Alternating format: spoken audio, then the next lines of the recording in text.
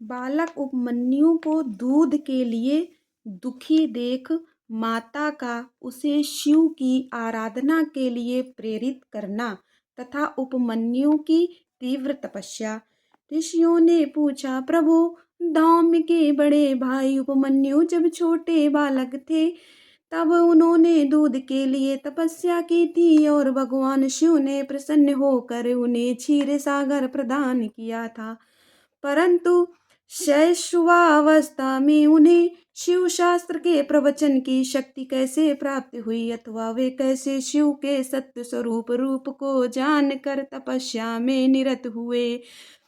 तप तपश्चरण के पर्व में उन्हें भस्म के विज्ञान की प्राप्ति कैसे हुई, जिससे जो रुद्राग्नि का उत्तम वीर है उसे आत्मरक्षक भस्म को उन्होंने प्राप्त किया। वायुदेव ने कहा, महर्षियों, जिन्होंने वह तप किया था वे उपमन्यु कोई साधारण बालक नहीं थे, परम बुद्धिमान मुनिवर व्याघ्रपाद के पुत्र थे।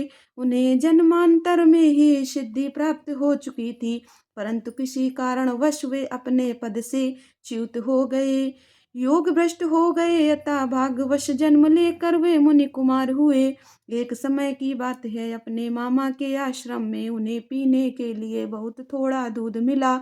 उनके मामा का बेटा अपनी इच्छा के अनुसार गरम गरम उत्तम दूध पीकर उनके सामने खड़ा था। मातुल पुत्र को इस अवस्था में देखकर व्याघ्रपाद कुमार उपमन्यु के मन में ईर्ष्या हुई और वे अपनी माँ के पास जाकर बड़े प्रेम से बोले, माता महाभागे तपस्विनी, मुझे अत्यंत स्वादिष्ट गरम गरम गाय का दूध दो, मैं थोड़ा सा नहीं पीऊंगा। बेटे की यह बात सुनकर व्याघ्रपाद की पत्नी तपस्विनी माता के मन में उस समय बड़ा दुख हुआ। उसने पुत्र को बड़े आदर के साथ छाती से लगा लिया और प्रेम पूर्वक लाड़ प्यार करके अपने निर्धनता का स्मरण हो आने से वह दुखी हो विलाप करने लगी।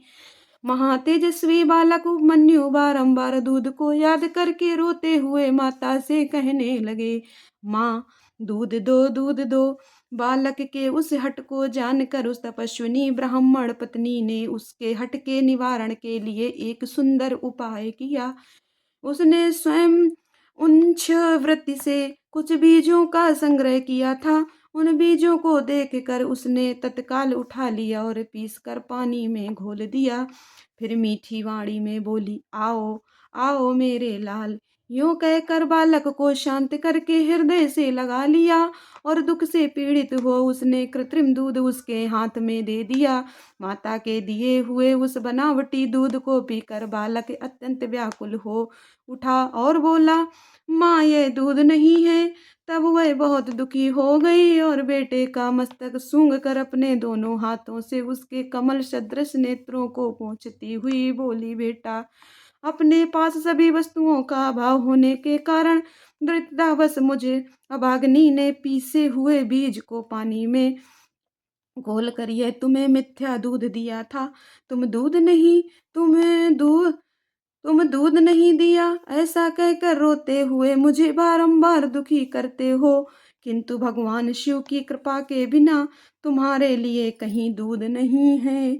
भक्ति पूर्वक माता पार्वती और अनुचरों सहित भगवान शिव के चरणारविंदों में जो कुछ समर्पित किया गया हो वही संपूर्ण संपत्तियों का कारण होता है। महादेव जी ही धन देने वाले हैं। इस समय हम लोगों ने उनकी आराधना नहीं की है। वे भगवान ही सकाम पुरुषों को उनकी इच्छा के अनुसार फल देने वाले हैं। हम लोगों ने आज से पहले कभी भी धन की कामना से भगवान शिव की पूजा नहीं की है, इसीलिए हम दरिद्र हो गए और यही कारण है कि तुम्हारे लिए दूध नहीं मिल रहा है। बेटा, पूर्व जन्म में भगवान शिव अथवा विष्णु के उद्देश्य से जो कुछ दिया जाता है वही वर्तमान जन्म में मिलता है, दूसरा कुछ नहीं। उपमन्यु बोले, माँ, यदि माता पार्वती सहित भगवान शिव विद्यमान है तब आज से शोक करना व्यर्थ है। महाभागे, अब शोक छोड़ो, सब मंगलमय ही होगा। माँ, आज मेरी बात सुन लो, यदि कहीं महादेव जी हैं तो मैं देर से या जल्दी ही उनसे क्षीर सागर मांग लाऊंगा। महादेवता कहते हैं उस महाबुद्धिमान बालक की यह बात सुनकर उसकी मनस्विनी माता उस समय बहुत प्रसन्न हुई और यूं बोली। माता ने कहा, बेटा तुमने बहुत ही अच्छा विचार किया है, तुम्हारा यह विचार मेरी प्रसन्नता को बढ़ाने वाला है। अब तुम देर ना लगाओ, सांब सदाशिव का भजन करो, अन्य देवताओं को छोड़कर मन वाणी और क्रिया द्वारा भक्ति भाव के साथ पार्षद गणों सहित उन्हीं सांब सदाशिव का भजन करो। नमः शिवाय यह मंत्र उन देवादिदेवर दायक शिव का साक्षात वाचक माना गया है।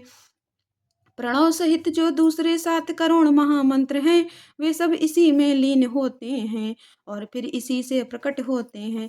यह मंत्र दूसरे सभी मंत्रों से प्रबल है, यही सबकी रक्षा करने में समर्थ है, अतः दूसरे की इच्छा नहीं करनी चाहिए।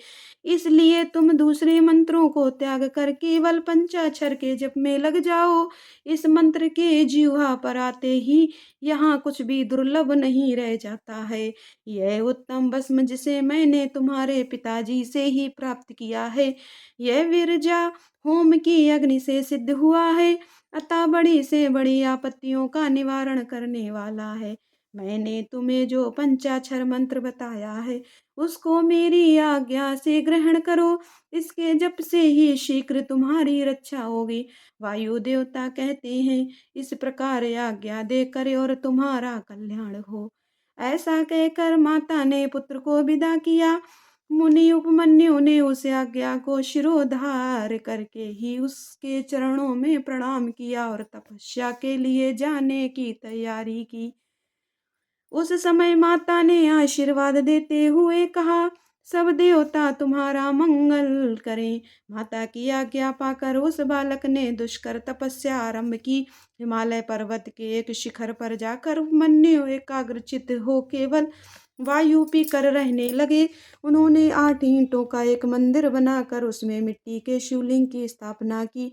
उसमें माता पार्वती तथा गणों सहित अविनाशी महादेव जी का आवाहन करके भक्तिभाव से पंचाक्षर मंत्र द्वारा ही वन के पत्र पुष्प आदि उपचारों से उनकी पूजा करते हुए वे चिरकाल तक उत्तम तपस्या में लगे रहे। उस एकाकी कृशकाय बालक द्विजवर उपमन्यु को शिव में मन लगाकर तपस्या करते देख मरीचि के शाप से पिशाच भाव को प्राप्त हुए कुछ मुनियों ने अपने राक्षस स्वभाव से सताना और उनके तप में विघ्न डालना आरंभ किया। उनके द्वारा सताए जाने पर भी उपमन्यु किसी प्रकार तप में लगे रहे और सदा नमः शिवाय का आर्तनाद की भांति जोर जोर से उच्चारण करते रहे। उस शब्द को सुनते ही उनकी तपस्या में विघ्न डालने वाले वे मुनि उस बालक को सताना छोड़कर उसकी सेवा करने लगे। ब्राह्मण बालक महात्मा उपमन्यु की उस तपस्या से संपूर्ण चराचर जगत प्रदीप्त एवं संतप्त हो उठा।